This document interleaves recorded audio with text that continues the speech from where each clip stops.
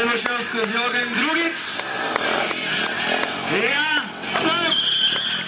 Med turnejo po Južni Ameriki si je kaskader Rok Bagoroš vzel 2 dni časa, da obišče Slovenijo ter na mednarodnem obrtnem sejmu v Celju na adrenalinskem poligonu pokaže svoje spretnosti. Predvčeraj sem prišel iz Meksika in sem takoj v petek že imel šov tukaj v Celju.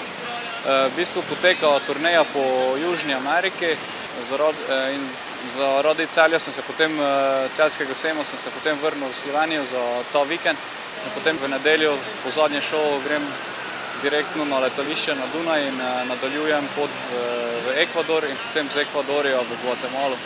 Potem se mi zdi, da za en teden nazaj domov in potem spet nazaj v Južno Ameriko.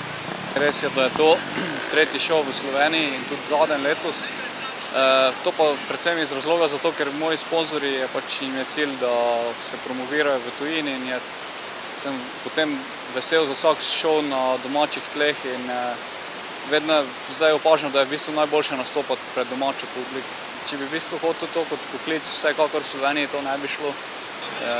Enostavno premajhna država in je treba v tujino prodreti, ampak je to lažje reči kot storiti. Poškodbe zaenkrat sem si samo meniskus strgal, zlomljenega pa še ni bilo nič, hvala Bogu. Treniram v bistvu 4-krat na teden, po 2-3 ure.